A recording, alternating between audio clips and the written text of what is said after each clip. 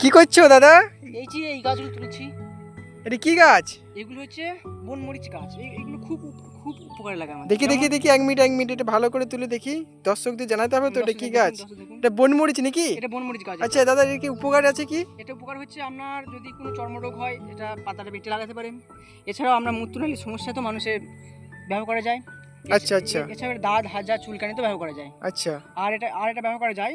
এটা আমাদের জমিতে হয়, ফসল হয় সাধারণত। আচ্ছা এবং জমিতে হলে জমির আর্দ্রতা বজায় রাখে আচ্ছা এবং জমির সার হিসাবে কাজ করে। আচ্ছা, তাহলে এটা বনমরিচ তো খুব ভালো উপকারী একটা মনে হচ্ছে হ্যাঁ, ওষুধি এটা গাছ ভালো মনে উপকারী, হচ্ছে। আমরা এটা নজরে রাখি না। এটা দেখি মাঠের ভালো মধ্যে করে হয়। দর্শকদের দেখায়, ভালো করে গাছটা চিনে রাখবে। এটা মাঠের মধ্যে হয় কিন্তু দেখুন এটা দর্শক বিন্দু, দেখুন এটা একটা বনমরিচ গাছ, দেখুন চিনে রাখুন। এটা বলছে ব্যথা উপশমে কাজে লাগে, দাঁত দাঁত উপশম করতে কাজে লাগে, এছাড়াও মাটির আর্দ্রতা ধরে রাখতে কাজে লাগে জমিতে। পর্যাপ্ত সার উৎপন্ন হয়। তাই সার উৎপাদন হবে এটা? সার উৎপন্ন হয় ওকে এটা। ওকে ওকে, ঠিক আছে ঠিক আছে।